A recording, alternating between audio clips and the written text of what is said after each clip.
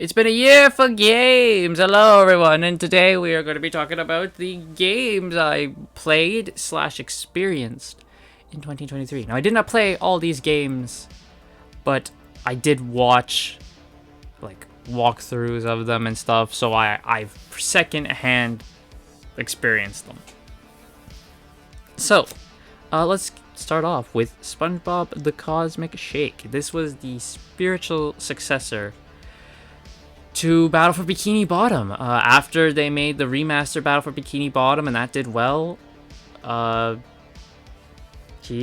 Nordic made a full-blown new SpongeBob game using the same engine, which was a fantastic idea. Execution is a bit different. I felt that this game looks a bit more not bare bones, but like a lot more easy, more childish than Battle for Bikini Bottom. Battle for Bikini Bottom looks like it presented a challenge, while Cosmic Shake looks like it's going to be a very simple run-through game. I will play Cosmic Shake one day, but I'm not in a rush to play it as I was for Battle for Bikini Bottom Rehydrated, which I rushed to get that game. This game, I can wait a bit longer to get it and play it, but I will play it. I will play it. And the story isn't bad either, you know, going to different bubble worlds and meeting different people there, SpongeBob changing costume, all that stuff is great. I just feel like the story is very good, but I feel like the gameplay is like, it's very more, they've simplified it than Battle for Bikini Bottom. So we have Hogwarts Legacy. I did play this. There's a walkthrough on the channel. I gave Hogwarts Legacy an 8.5 out of 10. I think this game was great. This was the Harry Potter RPG that we've wanted for so long. We finally got it. There was the controversy, of course, because there's always going to be controversy with these freaking SJW weirdos. And, I'm not holding back on this one. And, the controversy just helped. The controversy helped. It made sales because people could see how absolutely insane these nutcases were. You know, these nutcases who preach about accepting yourself and letting me be seen for who I am are the same people who are telling J.K. Rowling that she needs to off herself on Twitter, or who are wishing death upon her. Really? Okay. Sure, bud. You do you. Mask comes off, doesn't it? So, meanwhile, there's just me who laughs at these losers and just wants to play a game. Like, did you see the things these people were doing? Harassing Twitch streamers, all that. There were the people who were, like, crying because they were getting death threats sent to them just for playing a video game. These people are insane and need help. They should not be praised. They should not be the people you're trying to pander to. This should not be your audience. These people need help. You know what helped me? Hogwarts Legacy.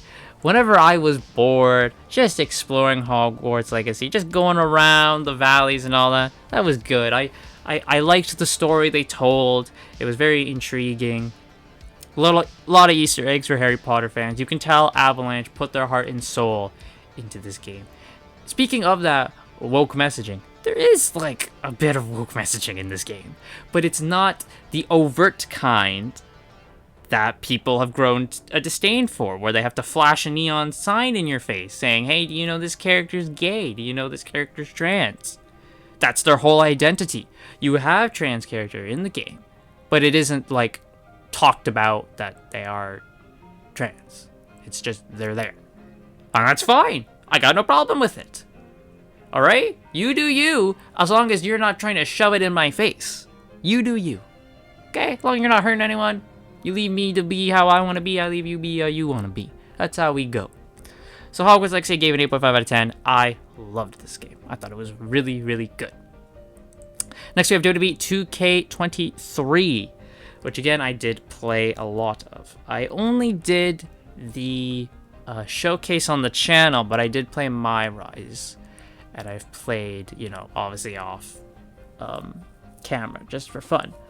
I can't lie, I did have a good time with this game, especially when playing My Rise. I think My Rise is a big improvement than the My Career mode from 2K20, which was awful. Now, not all My Career modes are bad.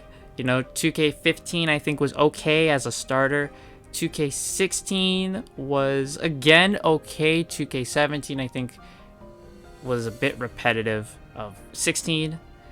18 they tried something new and it didn't quite work. 2K19 was when they really got it and they actually just gave you a road to WrestleMania, which is what we were like, okay, now we've done the kind of repetitive thing from 2K17 onward. We want something more to sink our teeth into, and they gave us My Career in 2K19, which was just a linear story with like branching side missions, which is a road to WrestleMania, which everyone loved. The 2K21 was awful because the story was garbage. But then 2K22 they revamped it, and it was, instead of just a big long linear story, it was just side missions sprinkled in between that you could do, and everyone had like all these side missions to do. And that was kind of what the 2K18 2K17 mode was, but they fine-tuned it and made it a lot more better. So then this one was a mishmash. There were side quests, but there was a linear story they were telling, and I really enjoyed it. I enjoyed going in, making sure I did every single side quest, making sure I got all the unlockables I could get. I had fun with the My Rise mode. I had fun going through community creations, downloading people, making my own attires, setting up my universe mode. I felt like this game brought me back to what I loved about the 2K games. So I gave it an 8 out of 10. I thought it was good, much better than 2K22. Then we have, this is a gray area. Doesn't really count as a new game, but it's an expansion pack, so I put it on here. Xenoblade Chronicles 3 Future Redeemed. Oh my god, this is everything I wanted. Nintendo was hitting at this point, man. Super Mario Bros. Movie was just dropped. Tears of the Kingdom was gonna get announced, like the trailer, and then they shadow dropped the trailer for Future Redeemed, which was a Xenoblade fan's wet dream. And then they're like, oh, by the way, it comes out next week. What? Ew. It's crazy. This game expansion pack, whatever you want to call it, was beautiful. I loved it. I loved it. It was chocked full of Easter eggs. It was fan service to the max. And that's what it needed to be. This is what people wanted from the base Xenoblade 3. And it's just, we just had to wait. The story of... you get to see all your characters back. Shulk and Rex and everyone. Oh, this expansion pack was so good. And I did cry at the ending. It was great. Everything about this was perfect. I gave it a 10 out of 10. It is perfect. You can't top it. This is peak fiction. Future Redeemed is peak fiction. We now have Star Wars Survivor. So, no, I'm not really a big Star Wars guy. I've not seen any of the movies. Or I might have seen a couple of them with my dad, but I don't remember them. I'm not a Star Wars guy. And I did watch, however, a YouTuber of mine play Jedi Fallen Order. I watched a couple of YouTubers of mine play Jedi Fallen Order. And I enjoyed that. I thought that game looked great. It was like a Star Wars Souls game. And I thought it was really good. I liked the story and everything. Even being, not much of a Star Wars fan, I got the story still. And I thought it was really fun. So the sequel is coming out this year. I'm like, I will definitely watch that. And I felt that this one was a good one. I think I had more fun watching people play the first one than I did the second one. There was stuff... The story in this one, I hear people say, is a mixed bag. I think the gameplay in this one was... it does what a sequel should do. It takes the stuff that was in the first one and just builds upon it. I felt the story was alright. Maybe I think I was more intrigued in the story in the first game than I was this one. But I thought it was fine. I gave it an 8 out of 10. Obviously, this did launch with very poorly. This had a poor launch, but it's one of the things that they've had to patch since. Then we have what might be my hit. Final Fantasy XVI was the summer game for me. Xenoblade Chronicles 3 Future Redeemed bled into summer, but it was more of a spring game, right? That was my big spring event. Final Fantasy 16 was the big summer event. I had no plans to care about this game, but a YouTuber of mine did a live stream reaction to the keynote, pre the game, and I was like, oh, I'll watch him, do it. And then I got sucked into like the hype of Final Fantasy 16. I'm like, oh wow, this actually looks pretty cool. I might look at this. And then I watched him play it, and I was just engrossed in the story of everything. This game has a phenomenal story, a phenomenal soundtrack, phenomenal gameplay. It looks fantastic, and I can't wait to get my hands on it. But it's a PS5 only. Darn. I gave it a 9 out of 10 because while it is just fantastic, I can't tell you the emotions I felt watching the story and gameplay of this game. And this differed from the previous Final Fantasies. It wasn't a turn-based game. It was more just an action one, which I like more. I'm not against turn-based games. Hell, I play Deltarune, well, not just Deltarune. Deltarune's not the only turn-based game in the world, but you know what I mean. The Final Fantasy games are known, at least the mainline ones, for turn-based. So I think if more Final Fantasy games take this approach, I might be more intrigued to play them. Because I have nothing against turn-based games, but I much preferred the style this game had, of just a first-person action game, than turn-based. Final Fantasy 16, by the way, 9 out of 10. Beautiful game. AEW Fight Forever. Oh boy, has this had a freaking story. I was hyped as all hell for this game. I played it on the channel. I played the Road to Elite mode. And I had fun. I really liked the gameplay of it. I had a great time playing it. I played it more off camera too. However, the problem is more so outside the game. This game started with not a lot. The Creation Suite was not a lot. It was bad. The Creation Suite is bad. But there was always the hopes that, okay, they're just going to update it as we go along. And they have. They've updated the Creation Suite, so it's not as bad as it was. They've added skins and stuff. They added the Stadium Stampede mode. They've had DLC come out. DLC packs with characters. So, okay. However, it's not enough. And the fact that they are also charging you for, like, every little thing is pretty scummy. Like, to get, like, the new Beat the Elite mode. That should be something you patch into the game for free, not something you tell people, hey, you gotta pay $7 for it. Like, that I don't like. That's very scummy and very cheapskate, like. Even the 2K games wouldn't go that far. If it's a new mode, they just patch it in, So, that I don't like. I still love the gameplay of the game. I still think it's a overall solid time, but this has not gone the way they wanted it to, and it's not gone the way I wanted it to. They need to step up on this, especially if they want this game to be the AEW game that lasts, for the next couple of years. You guys got to start adding stuff in there that's not behind a paywall, and you guys just got to fix a lot of stuff. We have Eternights, which this might shock people. Some of you might not know what it is. I was intrigued by the trailer of it during a state of play, so I always kept a note of it, and then it came out. And it's kind of got like a Persona vibe to it, more in the sense of like it's mainly, it's a very simply done hack and slash game with a couple puzzles in there, but the main crux is the characters. You do character quests and all that type of stuff. You build relationships with characters. That's what I meant by more Persona-like. And I felt the story was fine. It was a pretty good story. I was intrigued by it. Again, the character stuff is, again, pretty good.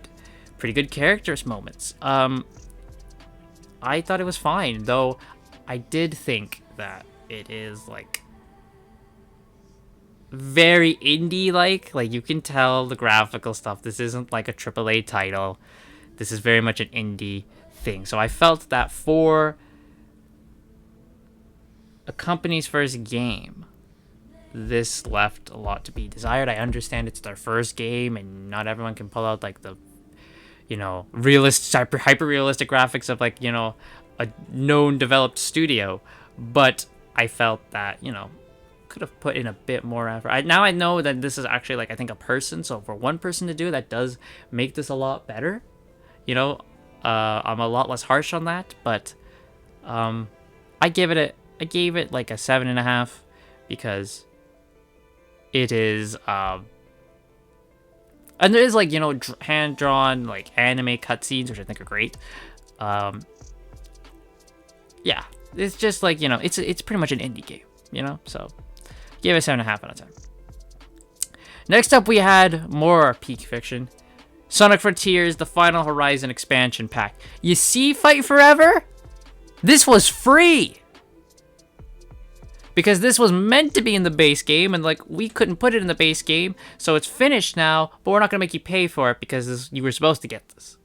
So it's free. You see, Fight Forever? This is how you do it.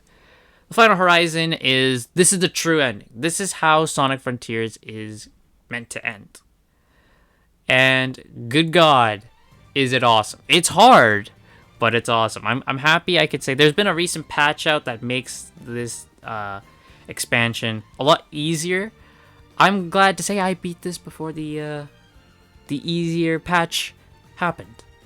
I had to do this the hard way. So, man, what can I say about the Final Horizon? This is a fantastic story. It really, I think this is a perfect ending to the game. Sonic Frontiers is my favorite Sonic game, and I felt like this is great. I thought this was going to be like an alternate what if type thing, but no, this is the definitive end. This is how it's supposed to end. Playing as the other characters is great, even though most of them are Sonic clones. What do you expect? This is, like they've said, this is just the foundation for what's to come. So if we can get like another Sonic game where everyone gets like their own moveset and everything. Now, for what they have, their movesets are pretty good. But if we can, again, this is just the prototype, guys. More's to come. Do we want to talk about the Master King Coco? I hate it. I hate that. That is, I will never not hate that. That took years off my life. I'm happy to say I beat it, but I hate it. Then we have Sword Art Online Last Recollection. This is the SAO game. Now, I couldn't delve too deep into this one as much as I wanted to. I mean, I could, but I'm trying to save myself from spoilers because I'm still working through Rehollow Fragment. I need to get back into that. Maybe in the new year we'll get back to Rehollow Fragment, but I want to play through the Sword Art games in order without knowing spoilers. So I looked a bit of this, of like, early gameplay, early stuff, like I saw the intro, all that type of stuff. Thought it was great. I just looked at the early gameplay stuff, and it looks like a normal SEO game. It looks like they just built on Alice's Ancient Licorice and just made it better. Everything that they did in Licorice, they just built on it, right? Like a good sequel should. And from what I hear about it, the story is pretty good, and yeah, it's just a better build of Licorice, gameplay-wise, which I think is great. Then we have Sonic Superstars. Again, I want to get this game, of course, but I will not play it until I play the originals. My plan is to get Sonic Origins Plus first, and then play through Sonic, Sonic CD, Sonic 2, Sonic 3, and Knuckles. Then play Superstars. Play it in order. As you can probably know already, I am more of a fan of the 3D Sonic games than I am the 2D side-scrolling ones. Like Frontiers, But this game, just from watching, looks fun. I mean, the levels, it's great to get, like, 2 big Sonic things this year. You get the proper end to Sonic Frontiers, in 3D Sonic, modern Sonic, and then we get a new journey for classic Sonic as well. And I was super hyped about this when it was announced at the Gamescom or Summer Game Fest. That was awesome. I think I think it looks like a pretty good game. I see people say that it looked disappointing. Again, there's a difference between watching and playing, so I can't speak too much on that. But it looked like the power-ups for the emeralds looks cool. Being able to play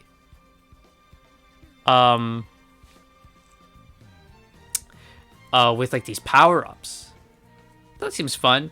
They have to make a canon explanation for why the power-ups don't come in after that. I think they've said on the recent Sonic Takeover that it's only a North Star Island thing. That's the only thing that they're the only place where the emeralds have that power. We had Super Mario Bros. Wonder, a new Mario game. From watching it, it looks awesome. It looked super fun. I can't wait to play this game. Again, this is the thing though, where I'm gonna play the Mario games in order, not like starting at the very beginning with the original Super Mario Bros. I'm talking like playing like mainly I'm talking like the Switch Mario games. Like I'm gonna play New Super Mario Bros. U Deluxe first because chronologically that came out first, even though it's New Super Mario Bros. Wii U. This is the port, right? The deluxe version with all the DLC and all that. I'm gonna play Super Mario 3D World Bowser's Fury because came out chronologically first, even though it's a port, right? But it adds a new story. So then Odyssey as well. You know, like I want to play Odyssey. I want to play, like you get what I mean, right? So Wonder is definitely on the list. I might just forego that and just get Wonder because Wonder looked like a blast of a time. Yes, it looks like they have changed stuff for the better as well. Like they've made it more mainstream for the casual player that isn't a Kotaku level of idiocy or journalist mode, as I think people have said.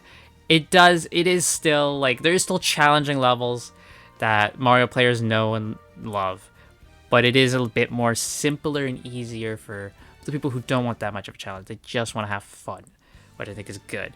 I do think the problem is that a lot of the character unique abilities have been taken away because they have the new badges. And the new badges, like, the float badge, the double jump badge. It's like characters who could have done that on their own now have that ability taken away from them because of the badge. You know what I mean?